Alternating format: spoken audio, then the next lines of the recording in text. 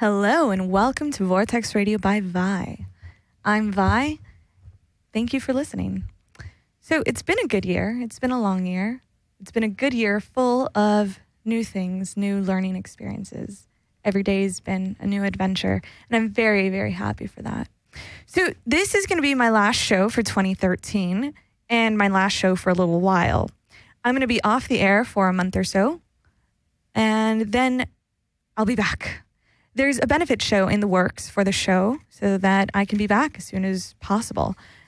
And it's probably not going to be on the same time slot, but there's a chance that it still might be. But in either case, to keep up with the progress of the show, follow and like the Vortex Radio by Vi page on Facebook. And make sure you click activate notifications. Otherwise, you can't keep up with it. Right now, I'm actually having my first contest. It's a scavenger hunt. And right now, there are 3 people still in the running. And that would be Tim, Art, and Hakeem. Today, their scavenge was an exit sign. One of them took a picture with an exit sign in a store. One of them made their own exit sign, and it said, exit stage left, which is pretty clever and very creative and very interesting and very funny because we're in theater together. He's in my theater program at ELAC, so that was pretty cool. And now let's get started. Today in studio with me is Mitch, the mage. Hello, Mitch. Hello, Vi. How are you? I'm well. How are you? I'm very well. Thanks for having me on the show. So, how was that traffic? A little more than I'm used to. San Diego is just not quite... I just don't think I'm going to complain about the traffic so much. So for those of you listening in, so Mitch came up here all the way from San Diego.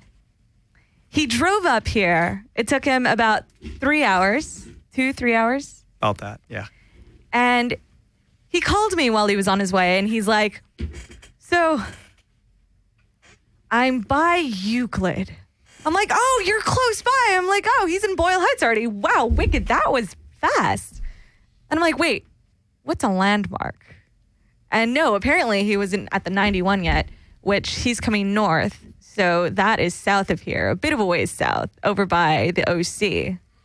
So I think my next thought, was Brookhurst, and you said, no, you're not here yet. Also joining us today in studio is the band Vision. If you guys can all scoot in closer to the microphone, get a little bit closer. So this is Vision. Hello, everybody. Hello. Closer to the microphone, please. This is Vision. Say hello. Hello. Okay, that's good right Hello, there. everybody. Good. Hi, we are the band Vision. We are from Los Angeles, California. And we're really happy to be here today on Skidrow Studios with Vi. Thank you for coming. Gotta love Vi. This gentleman, can you introduce yourself, please? My name's Benjamin. Benjamin. I met Benjamin a couple years ago. All right. A couple years ago. We met by accident on the train. And that was an interesting story. We wound up going to a birthday party. Oh, yes, we did. We wound up going to the birthday party up in North Hollywood. We went all over the city that day. That was a badass day. It was a hell of a... And then we got free pizza. Yeah. And yeah, it was an interesting day. And now he has this project called Vision. And Vision just got signed with Burger Records, right? Well, it was actually about a year ago, actually. We released the EP through the label, and we're actually about to release a full-length album. It's gonna be due to come out like sometime in early January or February. I'm not sure. It's almost done though. And real quick, the names of all of the band members are Benjamin, Philip, and Christopher. you can move the chair closer. All right. I always have problems with like microphones right Yeah, technical difficulties is his It's like name. something Really? I'm always having everywhere I go. Just some sort of technical difficulty. Scoot the chair a little bit closer. It has wheels. Don't be afraid of it. All right, I won't. Sorry about that. Thank you guys for making it. How was traffic for you guys? It was actually really quick thinking about that we're in LA, you know? Traffic's usually pretty bad. It can take me anywhere between 15 minutes and an hour to get here. From where? From over in Boyle Heights. Oh, The big Not even- beach. the big Right? BH. So all of us are from Boyle Heights, although Benjamin is from Romania Yes, something like that. or Transylvania. Yeah. He's a Pennsylvania. vampire descendant here, apparently. Yeah. Well, actually, we're all from Santa Fe Springs originally, but we were very connected to like the Boyle Heights scene. That's kind of how we got, thrown in there. Really cool. And you are from originally? Sacramento. Well, I was born in Oakland, but raised in Sacramento, California. Cool. Kind of a wasteland up there. So the Navy moved me down to San Diego, and I didn't see a reason to go back. So how do you guys all like Los Angeles? You guys live here. Mitch obviously doesn't, but how do you guys feel about the city having moved here? Well, we recently have done some touring, and I guess I'd have to say that LA is like the place where I feel most comfortable. We went to South by Southwest to Texas, Yeah. and there were some very rural areas that were kind of just weird little towns, and it was just kind of creepy in some sense, and I kind of just like being in the city life. It's the thing that I'm most used to. Yeah, we're like used to being here already. I mean, I'm very comfortable in my own environment space, Yeah, LA's home. Boyle Heights also happens to be 2 hours from the beach if you go by the streets, 2 hours from the mountains, again, if you go by the streets. And everything is pretty much under an hour if you take the freeway. It's really convenient. Boyle Heights is really perfectly situated between anywhere. So do you guys drive or do you guys take public transport? Drive. Well, I recently started driving, but yeah, I'm very familiar with the public transportation system throughout LA. I've gone everywhere you could possibly go. Like, I know the whole trains, like everywhere they go or whatever. And there's He's a lot a of train slut. in Yeah. other words. Yeah. there's a lot of like scenic places that you can go. It's cool. Yeah, the public transport here, although there are really weird, strange people that ride the public transport sometimes. Like Philip. Do you sell chicles on the train? I think he does. Sometimes that's my alter Pretends he's ego. blind. He pretends he's blind. Do you grope girls? Like in Um, Japan. They do that in Japan, apparently. Yeah. Grope Yeah, I'm not girls. supposed to talk about that. How about you, Mitch? How do you feel about the city, having not lived here? I find it kind of overwhelming. I'm just the huge size, really. Just as we were going through, just the trip down to the studio, just going through neighborhood. I mean, it changes if you blink. And I've got friends that live up in Koreatown, and I come up for a number of events where I work with veterans, and everywhere I go is like nowhere else. So it's kind of this sort of universe inside itself that I always sort of find puzzling. When you turn off the freeway, you just don't know what you're going to get. Yeah. So Mitch, I met at the stand down, at the veteran stand down that Skidrow Studios did recently. Mitch was one of the healers there. Mitch, I call him a healing mage, but he's an acupuncturist. He's a teacher. He's a variety of things. So what do you consider yourself, Mitch? Oh, wow.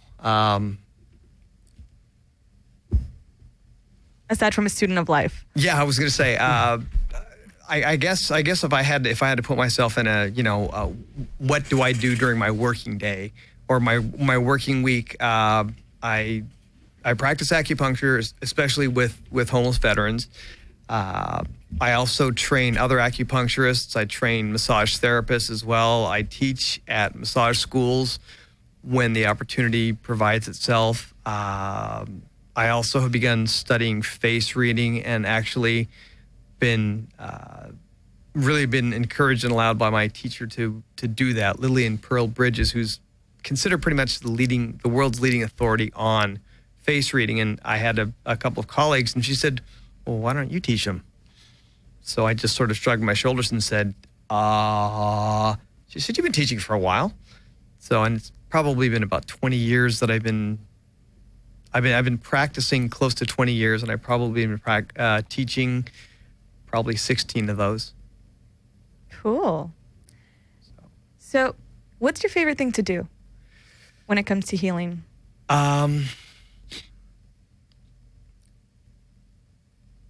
Pregnancy, actually. Is it? I tend to, I work with high-risk moms, women who have waited a lot later in life to want to conceive. Yeah. And that's an area where a lot of acupuncturists, even a lot of gynecologists, just look at it and go, I don't think so. My insurance rates are just going up hearing this conversation. And also working with the homeless vets, because a lot of them, being a veteran myself, there's a whole lot of affinity. And when you see them going from kind of really withdrawn and actually coming back into the world, it's a real notable thing. I mean, I think you can tell the difference, or at least you can see some of the guys who just come back, even on public transportation. You can sort of see where they're kind of literally turned in on themselves. And a lot of times after they've done a lot of the work, I work at a drug and alcohol rehab center as well for them, and that's where I do a lot of acupuncture. And you can see when they start doing the work on themselves, you're not likely to be able to identify, oh, that's a guy who just came back from the Gulf. So it's really cool. Do you do individual sessions, in group sessions, sitting down, lying down? I do a little of both. My favorite thing is actually to do it though in groups. That's when we started doing stand downs 14 years ago. That's what I had. I had 22 chairs in half a tent, and so I didn't know. I was used to everybody laying down and just sort of grooving for 60 minutes, and I didn't have that. I had about 20 minutes per person, and so that's literally what I've pretty much fallen into, sort of just like in the studio here. I would pretty much, if I had people in here, just walk around and stick needles in them, wait till they get that kind of glazed look on their face, and pull needles and have the next bunch roll in. You guys want to have needles stuck in you? I've always wanted to do that whole acupuncture thing. I guess it really works. It's got, well, I was good to say, it's got about 5,000 years worth of history, trial and error. And I mean, you guys work in an industry where, you got to work your tails off. I mean, when you're on tour, those are long days. And there are actually several bands that have brought along massage therapists and acupuncturists specifically to help deal with the stresses of extra long days. In fact, in the entertainment industry, there's actually quite a niche, specifically because, again, I mean, it's hard. And a lot of people go, oh, yeah, I want to go do music because, like all you get to do is play. It's go, yeah, really? Uh-huh. Yeah, sit in the mixing studio after a while, after about hearing the same thing about 15 times. Yeah. Probably not so entertaining. So, I was just going to say that, I can relate exactly to what he's talking about, because on our last tour that we did, I was going insane by the end of it. I couldn't stand these guys anymore. I couldn't stand being in the car anymore. It was an overload of everybody. How big was the car? It was not big at all. Barely fit 5 people. Yeah. Plus all of the luggage. Plus the luggage. And then there was this guy on there that was with us that really had, he really just had to have his luggage next to him at all times. Okay. And that really drove us crazy. Well, me in particular. I don't know, these guys handle it a little bit better, but yeah, that'd be cool to have someone there, like some sort of... I think we're going to have to take him with us. Yeah. So what's the most irritating thing these guys did? I think the body order between all of us. Yeah, I never had a shirt on or shoes for some reason. You were the hippie child. Ever the pretty hippie much. child. They called me, what was it? I don't either. I think we were just high in the clouds the whole trip, you know. Tom Sawyer or some shit. Yeah. Delightful. How about you? What did you hate about these guys after that? I'm very easygoing. I didn't really mind much of it. So they couldn't really beat any of my odors or beat any of my annoyances. You're like, I have no shirt on. I have no shoes on. Fuck you guys. I'm free. Plus, I spent most of my time back with the luggage in the trailer that we hitched over there. So I was pretty much by myself in my own little bouncy. You're like, fuck you guys. Yeah. And how about you, sir? Honestly, I was high the whole time, so I was asleep. That helped a lot. How many days was it towards over there? See, I don't even remember. It was. It took us like. It was like a week. It was 10 days in total. Oh, man. Because we stayed there 5 days, and then it took us 2 days to get there and 2 days to get back. But yeah, next time we're taking him too. Yeah. Check that out. Got a couple needles for that. Yeah. Got What- a couple needles for stress. What are some benefits of acupuncture? One of the biggest benefits is most of us spend our life in a lot more fight or flight than we really think we do. I mean, because when you go to work, you can't run away from your boss and you can't kill him. So those are the two natural instincts you got, or to just sort of freeze and, you don't get paid to do nothing. So one of the things we actually do is we can get people to back out of that and just sort of relax, and they sort of go, God, I feel tired. It's like, you're actually not tired. You're actually relaxed, which maybe, after you're 12, you pretty much forget how to relax. Once the hormones hit and you kick into 13, everything's, you sort of feel like you've had like too much caffeine, or you want too much caffeine. And we help people dial that back. So it's like, wow, my kids aren't driving me insane right now. Work's not bugging me. And we also make them turn off their phones so nobody can find them. Ooh. So that was one of my teachers worked on a lot of city officials in San Diego. And one of the things he said, first, your staff out the door. Second of all, the two phones that you've got that you managed to palm in there, no, off, out the door. The world is not going to explode in the next 2 days. In the next 2 minutes, in the next hour, you're fine. They had a couple of Hollywood producer types who would, these guys just like clutch onto their phones like it's an appendage. And it's like, look, the deal will wait. It will, and if it won't wait 60 minutes, it's probably not really a good one. So you guys find that when people are like clutching onto this sort of thing, trying to deal, trying to wheel and deal with you guys, if they're really so attached to it, does it ever seem like a really good idea when their eyes are kind of popping out of their skulls? Yeah, it does actually. Yeah? Yeah, I don't know. It just seems like a lot of this whole industry in general, it's really tense. And, well, I know from my experience of myself, I'm always like stressed out all the time. And I tend to take it out on these guys a lot. Yeah, But- you seem like the tensest one, the one that's tightly wound. He's like, does that oh God, mean? he's on another level. Well, apparently you're stoned a lot. Yeah, I'm like. So you're like, yeah, that is me. like, I have no cares. And this guy has less cares than you. He's kind of left to manage all of your. Yeah, Honestly, he does. He's like the one that tells us kind of like, get it together, wake up. Yeah, they've left me with that responsibility to be like their dad, basically, to be behind them. Yeah, it's true. Guilty of that. I think he does a lot of the work as well, but he just he gets away from it a lot. He's not the one that carries the tenseness. No, in his he shoulders. doesn't. Not anymore. I kind of want to start getting away myself, but there has to be someone that just stays like, I don't know, that's completely there the whole time, I guess. Not saying that he's not there, but The whole time. You heard him? No, you guys are all good guys. The first time that I saw you guys was a while ago. God, I don't remember the date actually, but it was earlier this year, last year, sometime in the past, not so near, but not too far. And you guys were, I was just like, whoa, why were these guys last? Why are these guys the closers? These guys should have been on when that chick was on. But you know who I'm talking about. But still. Yeah. Yeah, you guys really good. Actually, why don't we go and listen to one of your songs? Your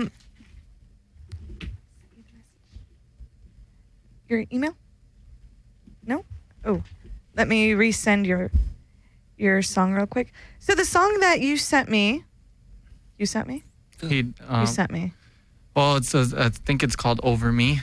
Yeah, so tell me about that song. Who came up with it?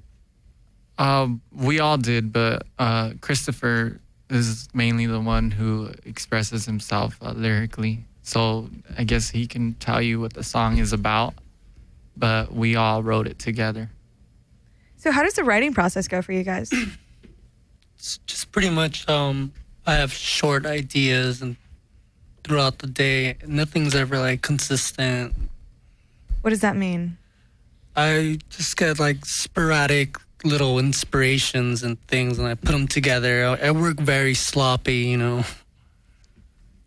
I really have no like real structure on how I write things. One day I'll hear something and I'll build something from there, or I'll play something and then a year later I'll remember it and think like, whoa, that was really good. And just, I'm really sloppy with my work, but it all turns out to like be good in the end, I guess. That's really cool. Is there a specific theme that you guys go for, or do you feel that you guys have evolved to different themes and you don't really stick to one? Most of our songs they're actually about ourselves. They're about just our different emotional states that we're in during that time period. And so whatever that comes out during that moment, that's typically what the song is about, and how the song is like delivered as far as like the choice of notes or whatever, the tempo. But this song that we're about to hear, it's called Over Me, and it's about just old habits that you can't seem to change. That it's just about that when you're a certain way, you just are that way. Yeah. So this will be Visions Over Me off Burger Records. This was recorded by Victor Salinas and Vision. The song is off the new 2014 album, Inertia. Inertia is what I was going to say. Inertia. I like that version better. They go on tour January 21st, and they're going to be on tour all the way through January 27th.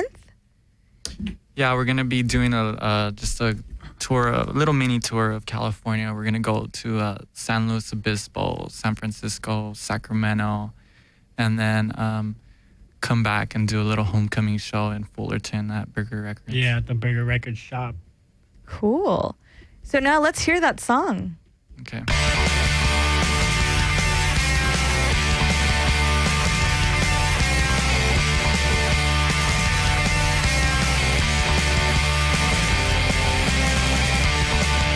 It isn't the same when I'm not with you.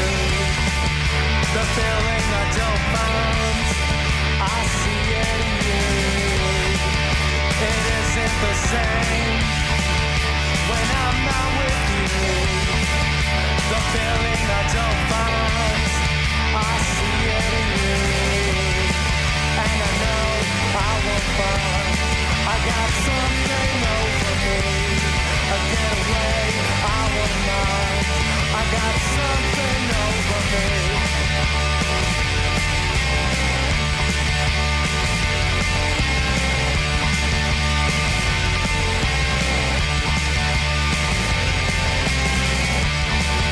It isn't the same when I'm not with you. The feeling I don't find, I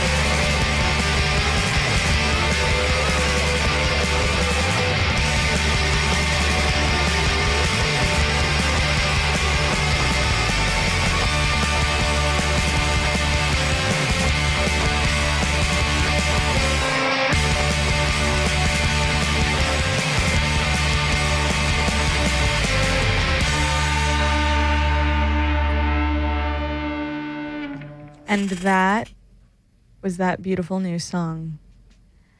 I hope you guys enjoyed it. If you guys would like to get a hold of Vision, they have a Facebook. It's obviously facebook.com/music.vision. Cool. And they have an Instagram as well, I believe. It's just Vision Band LA. Yeah. At Vision Band LA. At Vision Band LA. So, you guys, is this the first radio station that plays your song? No, I think it's been like Everywhere. I'm the last person. no, but we're really happy to be here though. We had a lot of things to do, but we really wanted to come out here and check this whole thing that you have going on because we really think it's really like positive, you know. Thanks. I think we were talking about maybe setting up a show or something. Yeah, so Vision has volunteered to do a benefit show for Vortex Radio by Vi. So the reason for that is when Dark Mark was here, he actually, towards the end of the show, he said, and your sponsor? And I'm like, no, I don't really, not right now. It's recycling mostly. And I didn't want to talk about it, but the truth is that right now I've been paying for the show out of pocket and I'm not working and my left elbow arm thing is messed up. So I can't exactly work right now. But I really want to keep the show going and these guys have thought of a good way to do that before or in the meantime while I get some sponsors. So yeah, we wanted to set up some sort of benefit show. We're gonna get a bunch of local bands and promote just exactly what we're trying to do is keep the show going, So for everyone listening in, if you guys would like to contribute, keep posted to the Facebook. I'll keep you guys updated with the new developments and you guys can come out, hear some good bands, and support Vortex Radio by Vi. Shout out to Richie the Barber, and shout out to Matt Kuhn from Many of Odd Nature, who actually sets an alarm. He has his alarm on Friday evening set for 6 p.m. to listen to the show. Dope. That is so sweet of him. So anyone you guys want to shout out to real quick? I want to shout out to my mom. No, I really do though. Mom, if you're listening, help. Mitch, anyone you want to shout out?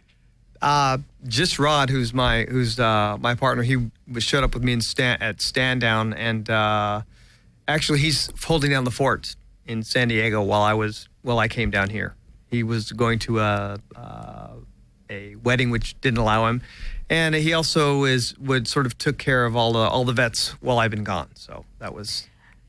Yeah, Mitch actually rescheduled his whole day to be here in Los Angeles from San Diego, which I really appreciate.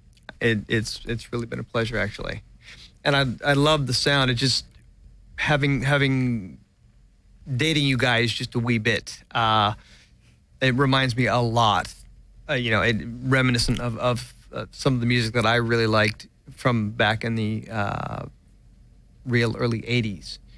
To me, it was very reminiscent. It's not. I don't mean it sounded like it was copied, but it had that same feel for me. We actually are inspired by a lot of 80s bands. Stone Roses, Joy Division. Okay. Nirvana. If there's any two bands or three bands you guys think you guys are most like that you guys have idolized in the past. Jesus and Mary Chain, Nirvana, and Stone Roses. For all of you guys? Those are three good ones, yeah. Yeah, those are the ones that I guess are... Musically have inspired us, but lyrically, The Doors have been like our main influence. Mm-hmm. Kids had superheroes growing up. I used to look up to Jim Morrison as a kid, which was not a really good example, but yeah, so on. How about you guys? Christopher is actually my older brother, so yeah, wow. I grew up listening to everything he did. Cool. We have some differences now that I don't know. I admit to some things that he considers are kind of. No, Philip really got us into techno music, though. Yeah. He's really got us like diverse. Music. Yeah, he got us really into weird abstract music. Mm-hmm. Without his input, we wouldn't be able to step away from just that alternative, aggressive sound. He kind of made it a little more creative. Brought us out of our little bubble. So you guys are the rougher elements. Yeah. Yeah, it's kind of I don't know. It's kind of during the late 80s and early 90s, the whole little acid house, how the acid house scene was very popular, and kind of how Stone Roses incorporated that into their music. Recently, in 2010 or 2009, there was I was really into that, the whole house music. And when we actually wrote our first record, we wanted to portray that through our music. It was really an element that we really wanted to, I don't know, I guess to create or whatever. And we've kind of have stepped away from it now, but it's still been a large influence in our sound. Really cool. So where do you guys want to end up? Not where do you guys, what's the end all? Because you shouldn't limit yourself, but where is it that you guys would like to be in 20 years, musically? We just want to accomplish releasing a good album, something that we know that will influence other people as other albums that have been made prior to us influenced us, That's pretty much it. As long as we accomplish knowing that we release something that Change the world? Yeah. Well, not necessarily change the world, but that helped music to progress from, Yeah, not regress, but to progress. I'm okay with that. So what's progress for you, Benjamin? Just, I don't know, progress could be a lot of things. Good answer. So where do you see yourself with the band in 20 years? Hopefully still playing with right next to him. But where would you like to be? Would you like to be in a small apartment, in a mansion, all of you guys living together, all of you guys living in the same general area? I don't really do good alone, so hopefully it would still be together as a band. But I like to dream big, so hopefully it's in a big house, How about you guys? You all up for living in a big house together? I don't think I could live with Ben. Yeah, that's just my personal little nirvana, I don't really think too much about. Well, I do think a lot about the future actually, but I don't think too much about how far this would actually take us. It's just kind of a day-to-day thing. I just think about making a good record, a great record. So you guys enjoy the now a lot. Yeah. Mm-hmm. Yeah. Because you never know, tomorrow me and him will fight, or we're brothers, so we're always fighting. And one day we'll be like, you know what, fuck the band. I don't want to do this anymore. So we just kind of take advantage of the little time we have now to do anything, One day out of another, somebody could be gone, But if it leads to us being in a mansion and celebrating or whatever, living a comfortable life, why not, But, do what you love. Yeah. Having some, how do you say that? Can't even pronounce it. Acupuncture? So Mitch, they really seem to be vying for you. Yeah, honestly, I'm just staring at him you're I'm waiting for my appointment. So how about you, Mitch? What would you like to do? God, I think the biggest thing is the stand down that we have that we met at was one of 6 that I coordinated integrative medicine for. A friend of mine actually started Stand Down 26 years ago in San Diego, and he sort of let me run with the ball and start with acupuncture and then added chiropractic and massage and really anything I really wanted under the sun that didn't fall right under medical. And he let me run with the ball with that. And so far in LA, they've let me run with the ball with that. So I've got 6 6 events that I coordinate, including one with the VA. I have a student who is an acupuncturist who works with the VA at a stand down in Pennsylvania. So there's actually 220 around the entire nation. So I'd actually like to at least start setting those up. I've already set up LA Chiropractic College. They're supposed to be working with one of the veterans residences. So I kind of see my fingers sort of keeping in and trying to get all the people who came back really coming back. Yeah. Because a lot of the guys that I meet, they just haven't come back. Kind of like Ben on drugs. Ben, anything to say to that? No, that sounds about right. Sorry, I didn't mean to interrupt. No, not at all. He meant to. He was holding that one in and trying to use it this whole time, you know. Actually, that's how a lot of people cope. I mean, when you're in an insane situation, what do you do? Yeah. Retreat into yourself? Yeah, like what you were saying about how you survived the tour. You know, being stoned all the time. Well, you know. You went away. Seriously, a lot of people, you know, if you're in a world that's nuts, I mean, trying to actually stay sane, that's a little hard. So, Do you think that's what happened to Michael Jackson? God, that is one heck of a question. He had a crazy he had a crazy house for a world, didn't he? He had a giraffe. He did. He named, wow, just, Actually, we always talk about people who we feel that are already, like, technically, this is horrible to say, but technically flopped already. The thing about Michael Jackson is that he made a list of what he wanted to accomplish when he was young, and he lost all of the awards. He didn't win one award, and he was home just crying. And he made this list, and he exceeded his list, I think, because he wanted to reshape the world of pop and give them something new, and he wanted to be the best. And he's known as the king of pop now. As many flops as he may have had, that's because of, I don't know, he lost something along the way. Or maybe he didn't have, I don't know. I don't know. Maybe the measuring stick, though. I mean, professionally, I mean, look what he did. He did a hell of a lot. I mean, just getting a hold of all the Beatles tunes. I mean, seriously. And Happy Birthday. Nobody could sing Happy Birthday for like decades.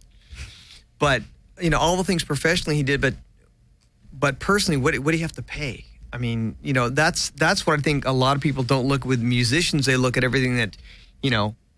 They don't see the sacrifice. Right. Exactly. But is that really an inevitable sacrifice? Or is it just something that people, that's what's common? You know, that's a really good choice. I've never really, I'm not in that field. I don't know. Most musicians I know have to make a certain sacrifice, but I think it really depends on just what you're saying. You know, is it inevitable? Do you have to do it? Do you have to pay your personal life for it? And the biggest answer is something my father told me a long time ago. He goes, "Do what you love, 40 hours a week, because if you don't, you'll hate your life." And so far, I followed his life. I have followed all of his advice. And an ancient Chinese saying that says, "If you do what you love, you'll never work a day in your life." And for the last 20 years, I don't remember working a day in my life.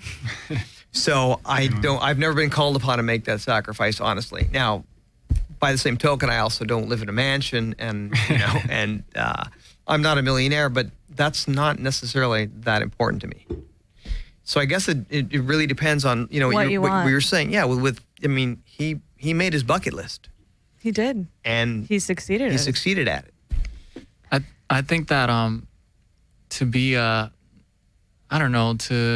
I guess music it's all about emotion, you know. Yeah. And if you really want to make something really great, you do have to experience some sort of hardships, or like some sort of traumatic event has to occur in your life, I think, and you use that like as an inspiration. Because I feel like anyone that hasn't had a hard life, who's had it easy, they really don't have anything to write about. And I think that that's what makes, I don't know, people artistic or whatever. Just them expressing their true feelings or whatever. As some of the listeners know, I was a professional clown for 4 years, and I was part of a clown company. I joined the clowns when I was 18, and recently I left the company a bit before I started the show. And I left and I went back to school full time. And there were a lot of reasons that I left, but the main one was that I wanted to continue to learn, and I had learned a lot. I learned a lot, but I wanted to learn more. And no one in the company, well, one person in the company left to go back to school, and then she wound up working in a different field, and she didn't clown anymore. But I thought about that. I thought, I really love clowning, and I know this takes a toll on a lot of things, but I really love it. It gives me some money, but I'm going to go back to school, and I'm going to do something else. And I did.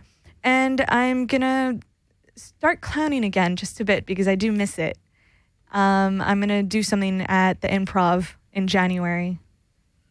But being a clown, I was a clown every single weekend. So that meant that I missed my family celebrations, which, you know, before I would do on my own, but now it wasn't like I wasn't at a party every weekend, because every weekend I was at a different party. And it's kind of like stabbing your family. Like, I'm not going to be there for you, but I'm going to be here for this stranger. But at the same time, you're bringing happiness to these people that you don't know. And I've had the honor to make a poor child laugh. And I've had the honor of making rich people laugh. And I've had the honor of entertaining and bringing a little bit of joy to people that when I see them at first, they look so miserable, so lost in their own world, in their own worries, in their own so many things. Everyone has their own hardships and everyone has their own things that they worry about. But being a clown, yeah, there are a lot of sacrifices. You're going to miss your mother's birthday. You're going to miss your little sister's birthday. You're going to miss grandma's funeral. You're going to miss, you're going to miss all of those things. But for me, that wasn't a real sacrifice until I got home and I would see their disappointed faces. But all of the clowns had families. They have families. They have kids, and they're not there for their kids. And they put their clowning first, and they put their job first. And most of them had 2 jobs, and they were clowning, so they never saw their kids. But they were successful in all of the things that they did. A lot of people that are successful sacrifice family. Luckiest are the people who sacrifice nothing. Yeah. But that's my little spiel on it. Well, yeah, I guess we have to, prioritize. Yeah, you have to, because, I don't know, for example, we don't really go out anymore because we're always, rehearsing.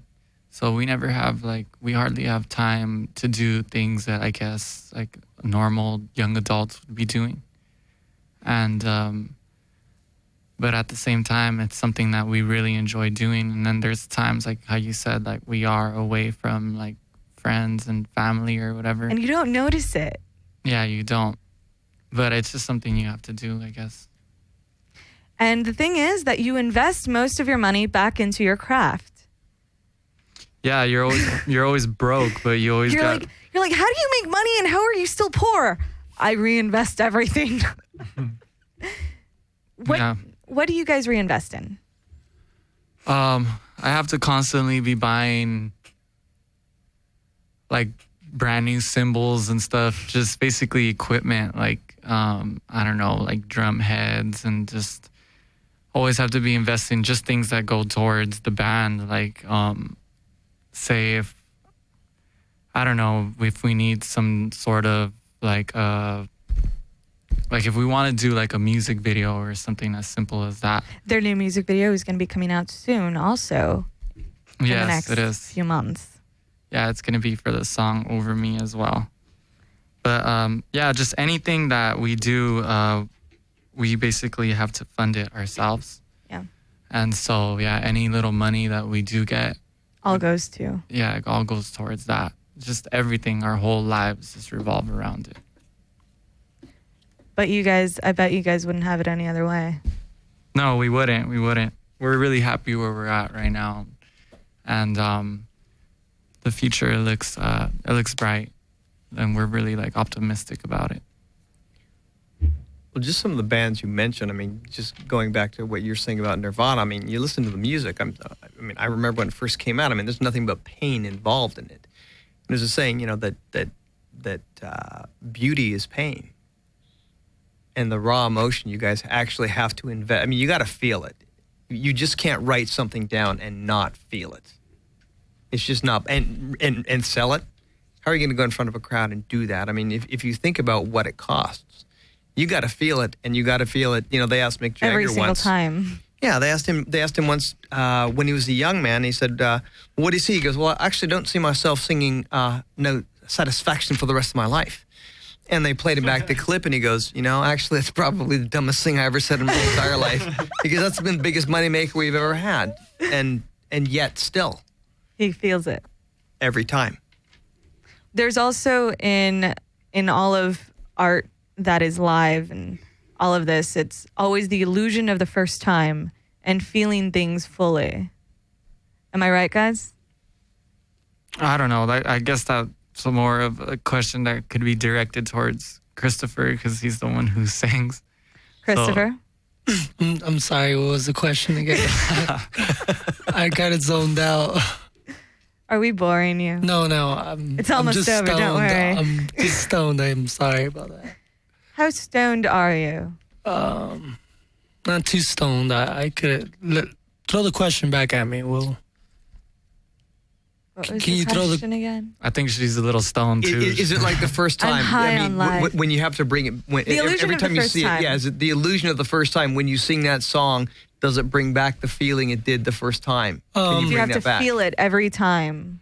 I think, yeah, that's one of the biggest issues that I have myself too, is that I have to keep trying to put myself in that state of mind that I was at prior to when I wrote the song. Exactly. it's- So we go back to the beginning, right? Exactly. You guys caught me off guard. I'm sorry. So what is it that you think about before you sing this last song that we heard? I think Philip put it the best, just prior experiences and things that that affected us or changed our lives in a certain way. Could be anything, you know? Yeah, it's not just one thing, just kind of throughout our lives type of. I think this song is about just how we dealt with a certain way that we were and just growing up, and how things that we've been through have changed us, you know? So it's like, that's like the main focus on the whole title of it and everything. Mitch, do you have any advice for these guys? A lot. He has a lot of advice. Especially for me, Crazy like, amounts of advice. like this guy needs to like stop smoking. No, actually, I never tell anybody that sort of thing. Stop It's yeah, doing it's what not. they're doing. Yeah, because I don't know what you're going through. See, you're dealing with a certain raw edge that I don't have to. I have a lot of friends who are artists, and whether they're performance artists or fine artists or mural artists, they're living on a cutting edge, and to live on that kind of a cutting edge, you have to have a way to cope with it. And for me to say, well, this is the best way, I don't know. You know, I've nursed a few of them through serious drinking problems, because that's how they were able to stay on the edge. And they're still able to do it, and I don't know how it is now. So just not a whole lot of advice on that. The biggest thing really is just what the three of you have together. You know, I mean, as I'm looking, I'm actually doing a little bit of face reading on all that, and sort of seeing all the components. For actually Benjamin, there's a whole lot of leadership you can actually see. You can sort of push through whatever it is you want. You've got sort of strong eyebrows. You've got a very aquiline nose. You've got a strong cheekbones up front, and you've got a really, really, really, really strong jawline. So if you have to power through something, you can do it. On the other hand, you have Philip. You've got strong cheekbones on the side, which basically means that you might not go at it directly, but when you have your foot down, it's like, we're not moving. We're not budging. Hey, he's just hit it on the top. I'm not interested.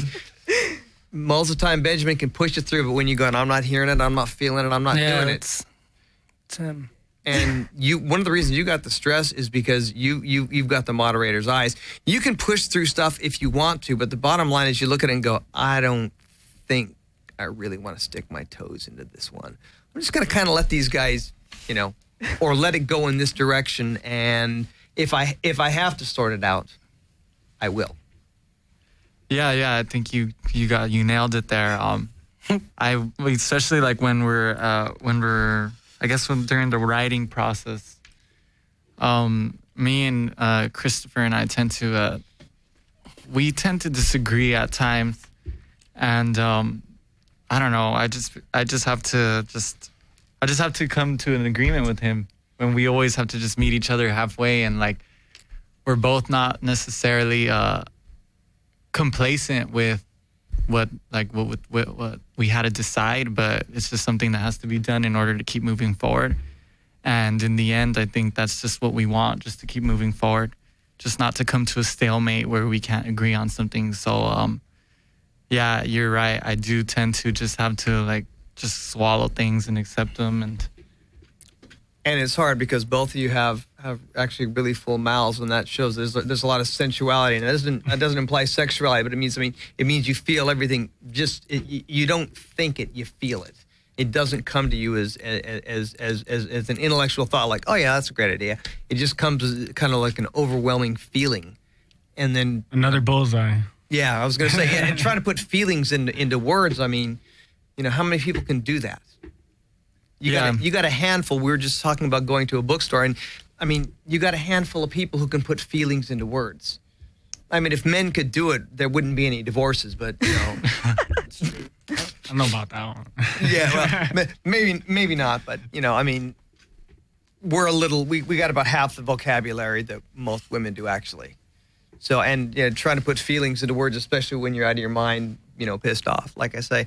Yeah. So what's nice is you all have a nice balance of features but again, all of you can push through. All of you have really strong eyebrows. All of you can actually push through. You were all talking about, when Vi asked you about 20 years later. I mean, you've all got the features for it. You've all got the willpower for it. Comes down to what do you want? And with that, some great advice. Yeah, I remember that one. And with that, we're coming to the closing of today's show. Thank you all for coming, and thank you everyone who listened in. Thank you for having us. Thanks for having us. We love Vi. And I love you guys.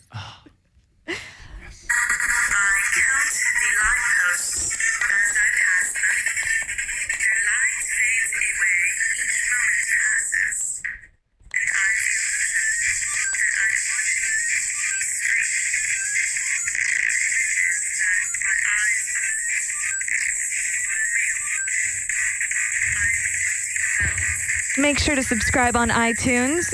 If you subscribe on iTunes to Vortex Radio by Vi, it's completely free. You can also listen to all of the Vortex Radio by Vi episodes on skidrowstudios.com. Thank you for listening in. Have a good year. Be safe, be well, be healthy. Think good thoughts.